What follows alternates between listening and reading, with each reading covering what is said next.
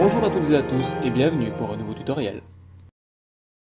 Dans cette vidéo, nous allons aborder les commandes de base de Microsoft Excel. Alors, personnellement, je suis sur la version 2010 du logiciel, mais toutes les commandes que je vais vous présenter font également partie des versions antérieures. Elles sont peut-être parfois mises à différents endroits, mais normalement, il ne devrait pas avoir de gros changements. Alors, comme vous pouvez le voir, Excel fonctionne avec un système de coordonnées. Par exemple, ici, là, j'ai écrit bonjour. Bonjour se situe sur la ligne 18 et la colonne L.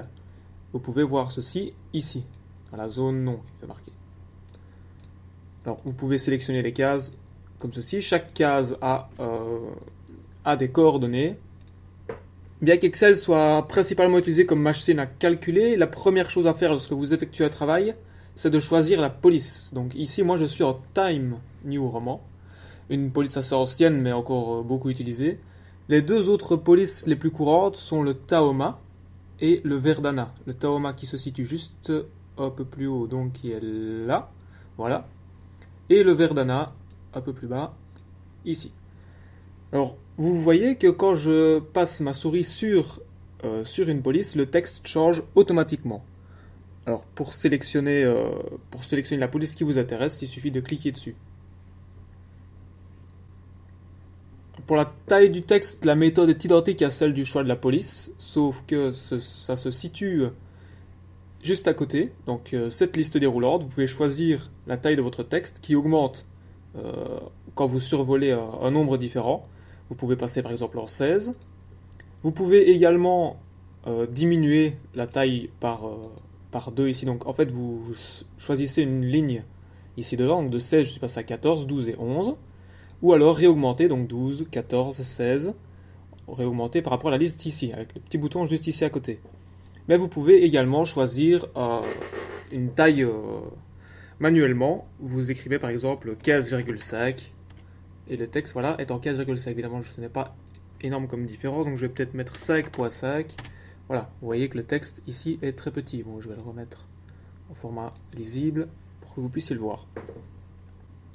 Alors l'accentuation maintenant, vous pouvez ici, juste en dessous de la police, le mettre en gras, mettre votre texte en italique ou le souligner tout simplement pour accentuer un petit peu certains passages, certains calculs de votre fiche de calcul par exemple. Pour ce qui est des couleurs maintenant, vous pouvez colorer par exemple l'intérieur d'une cellule pour la faire ressortir.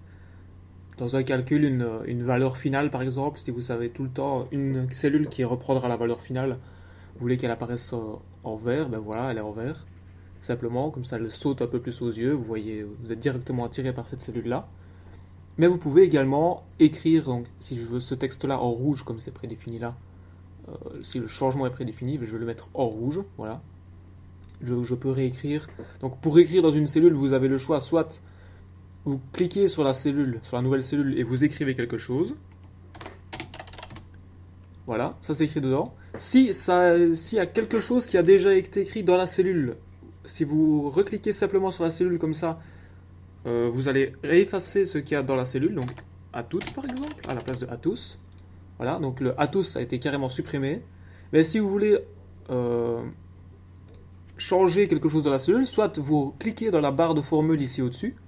Voilà, donc vous effacez et ça change directement dans la cellule en même temps, vous voyez, ça change, je mets un T, je mets un E. Voilà, ça change automatiquement des deux côtés. Soit vous double-cliquez dans la cellule ici. Et alors, ça ici que la petite barre verticale clignotante se met, mais ça va changer également, donc le E et le T sont bons. Voilà. Alors vous pouvez bien entendu sélectionner plusieurs cellules pour les colorer. Donc si vous voulez que toutes ces cellules-ci soient en jaune, en fond jaune, voilà, comme ceci tout simplement. Alors vous voyez que la première cellule sélectionnée reste une couleur un tout petit peu plus différente. Ce qui est normal, c'est pour voir, quand vous copiez par exemple, quand vous copiez tout ceci, ben c'est cette cellule-ci qui va prendre en compte, mais ce sera l'objet d'une vidéo future. Si vous voulez maintenant sélectionner tout ce texte-ci et le mettre en une autre couleur, vous pouvez choisir même d'autres couleurs que les petites couleurs prédéfinies qui sont là. Ici, il y en a un peu plus dans les couleurs standards, et dans les couleurs personnalisées, là vous avez la plaque, je vais dire, de couleurs habituelles. Vous pouvez choisir la couleur, la tête, la rentrer manuellement ici en dessous, et puis vous cliquez simplement sur OK. et les deux textes sont de la même couleur. Je vais les remettre par exemple en rouge parce que ce n'est pas fort clair. La dernière étape maintenant consiste à enregistrer votre travail. Donc, moi j'ai la petite disquette ici au-dessus. Pour ceux qui ne l'auraient pas, il y a toujours le bon vieux fichier enregistré ou enregistré sous. Enregistrer sauvegarde automatiquement votre travail sur le travail du même nom qui a été fait, donc un enregistrement au bout de X minutes. Ou alors enregistrer sous, ce qui sauvegarde le fichier sous un autre nom. Donc enregistrer sous, par exemple dans les documents, on va mettre démonstration. Voilà, tout simplement. Vous avez plusieurs formats d'enregistrement. Le classeur Excel, c'est le format, donc si vous êtes sous 2007 ou 2010, il va s'enregistrer d'office sous 2007 ou 2010.